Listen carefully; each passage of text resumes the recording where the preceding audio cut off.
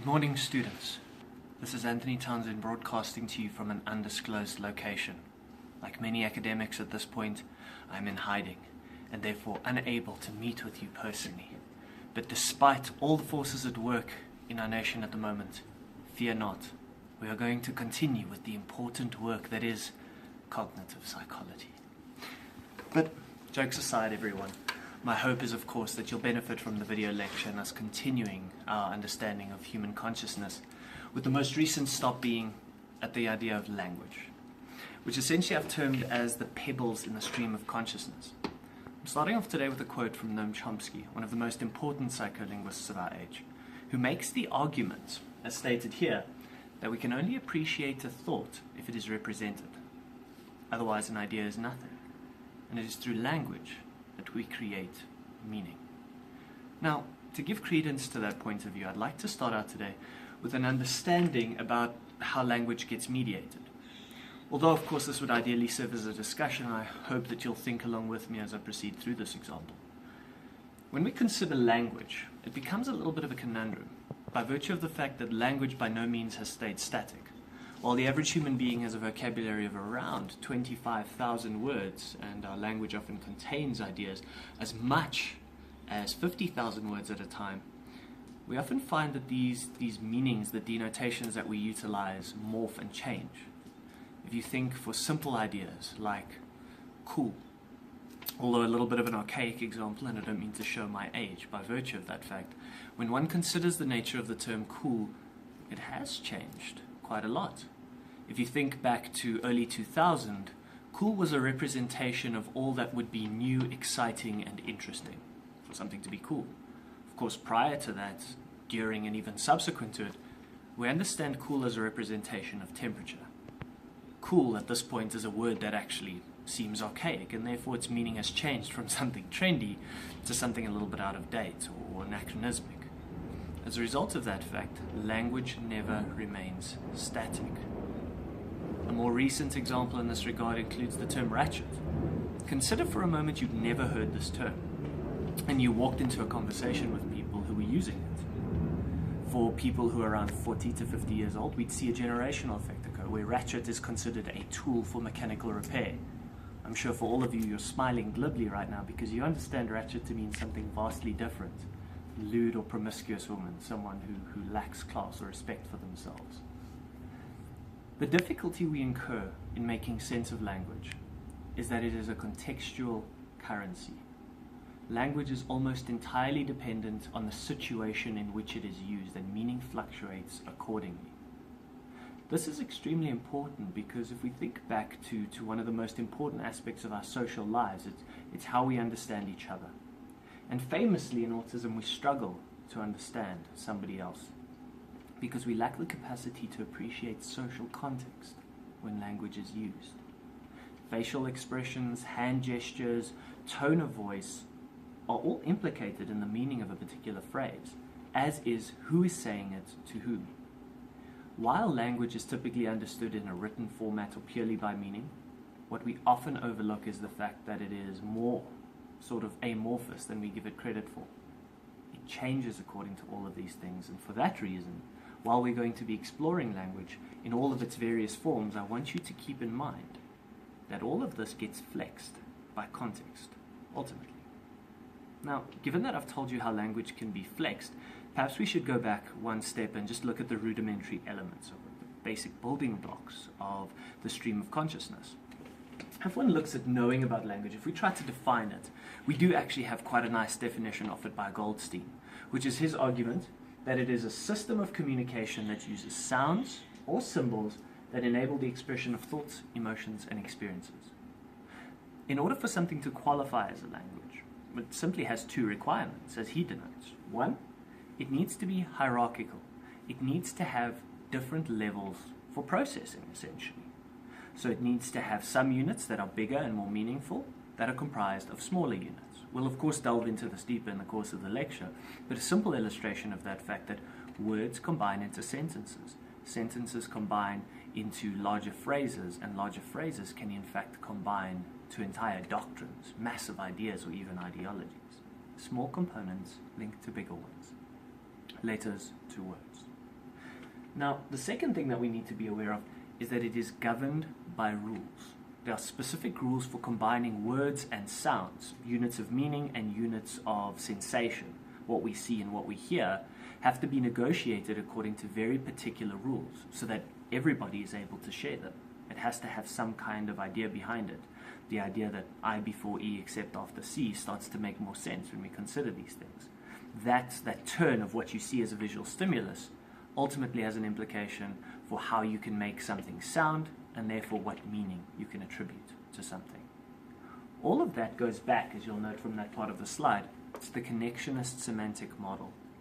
The understanding that you have basic concepts going into more superordinate concepts, something much larger each time, and being combined in very, very specific ways.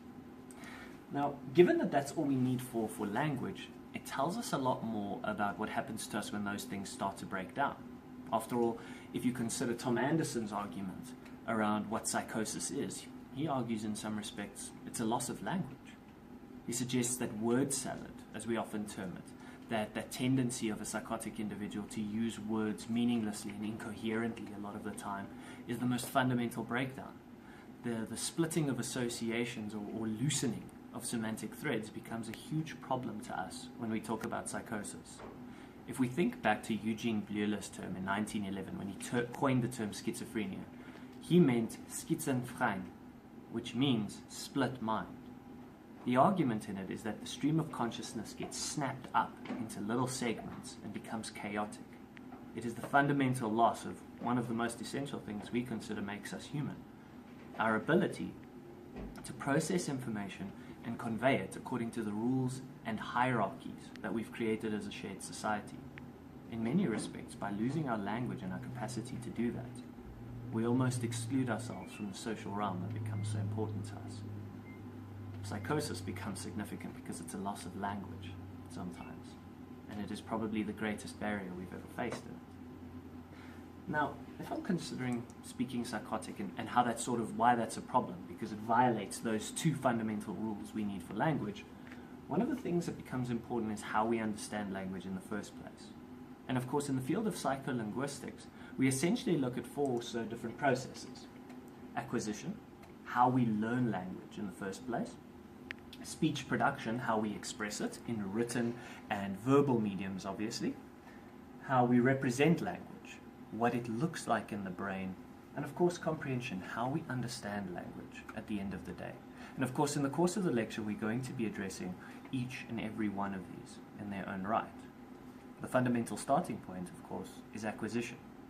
How do we learn language to begin with? Well, when we look at theories of psycholinguistics, we find that most of it is based on the understanding that almost all of our theories start with an idea of how we acquire language. Why? Because the argument is made that if we look at how language forms to begin with, we have better insight into the fundamental building blocks, the rudimentary elements of what that language would be and what those rules are, which could tell us the most about it. Now, famously, there are two authors who have tried to understand this, and they've both had different views on how language gets generated. Now, to bring it into context, if we look at how language gets constructed, the best way we can understand it is through something called speech segmentation. Speech segmentation simply refers to how we actually divide units of meaning in a language based on how we understand the denotations, so the definitions of words, and how we understand their sounds. So a good example of this is how you tell the difference between ice cream and ice cream. They can sound almost identical, but in terms of their meaning, they have very different denotations or definitions. I scream refers to me actually making a loud noise, either to signal excitement or distress. Ice cream, which we see has a slightly different sound if broken down the right way, actually refers to kind of a delicious treat that I'm hoping we'll all enjoy after this video lecture, or even during, because you're free to do that now. But importantly, those small changes, the small building blocks, make all the difference to us. How is it that we come to an understanding that what sounds like a similar phrase can have two vastly different meanings? According to B.F. Skinner, who you'll all remember as a behaviorist proponent, he argues that how we learn language mimics exactly how we learn everything else, through operant conditioning and particularly through reinforcement. He argues that children will start to use words and start to use sentences if they're rewarded for them. And of course, they'll stop using sentences and they'll stop using words if they experience a negative or neutral consequence to it. So the basic process of how he understands learning to begin with. Now, in about 1859, 1857, he published a book called Verbal Behavior, in which he explicated his theory and forwarded this argument. The difficulty around this argument, of course, was that it completely neglected the processes of anything that would be mental. That black box that he fabled was something we'd never understand, became something we no longer considered in the process of language production. He said it's simply a behavioral response, a stimulus of language, and a response results in a consequence. It'll be positive. We will repeat that word, irrespective. Noam Chomsky, amongst others, was somebody who actually took issue with this. And in a scathing critique of this book, 2 years later, he actually argued that this idea of verbal behavior doesn't make sense for a simple reason. Children tend to commit what he calls overextension errors. Children tend to start using words that they would not otherwise have used and have never heard before all by themselves. So if we put this in the form of an example, what's the difference between the two? As you can tell from the slide, I'm using naming animals. So B.F. Skinner makes the argument that, okay, if you're going to see a dog, you'll see the animal for the first time, take note of its distinctive features, and your parent will likely say, that's a dog. Can you say dog? Once you say dog, you will be praised, and that behavior will be reinforced. He argues that this is the process of learning that occurs for everyone. And if they say good, then of course you'll say, okay, yes, good, I am good. I got praised when I'm good, good is a good thing. So you'll assign an emotional connotation to the word. So it's simple enough as a procedure. Chomsky makes one observation that sort of dismantles this whole idea. Chomsky argues that a child starts to invent their own words over time. They start combining different rules or extending different words to irrelevant objects to try and make sense of that. For example, when they see a cow, they'll say dog. Of course, parents will correct them and they'll start to prune it, so B.F. Skinner still has an argument there. But where he doesn't have an argument is the fact that a child would then say something like, is she gooder than me? The child introduces a degree of comparison, a new way of understanding something that hasn't necessarily been introduced to them, meaning that that child was engaging in some kind of mental computation, some kind of cognitive process, irrespective of an environmental stimulus, that actually helped them to modify language. What Chomsky's arguing is not the fact that reinforcement will shape language development. His argument is that we compute language irrespective of how it's being reinforced and how it's being responded to. We make decisions around it and think about it, meaning that cognitive processes actually matter when we develop language. Why this can become important is, again, it tells us that the language we use is very much based on the role of context. Who says what and how it's responded to does vastly shape how we will actually use language. If you think of small distinctions in accent, word inflection, and even word choice, how we speak as opposed to how Americans speak, even though we use the same words, will differ slightly. Not only because of the fact that they get reinforced and rewarded, context comes into play, but also because of the fact that they will compute it in their own way based on what they're actually starting to see. This is explaining why we're so vastly different many times, despite the fact that language is a universal system of meaning. Now, if we look at how we acquire language, the argument is that yes, behavioral principles apply, but so too do cognitive ones. What then are the building blocks of language? Where does it all start? If we look at language acquisition, the whole point behind language acquisition is to develop what's called a lexicon. Basically, a vast vocabulary or storehouse of words that are distinct in terms of sound, appearance, and meaning. Again, if we go back to a level of processing model, we're saying that we want to take all of these bottom-up things, what it sounds like, what it looks like, and how it means something different to other words, and we want to sort of create a top-down structure, something that actually has meaning from those sensations. Now, in order to understand how we develop language, you have to go back to one of the earliest times in your life. And although obviously you're not with me, and I'm still going to ask you this question, consider for a moment what the typical first words of a child are.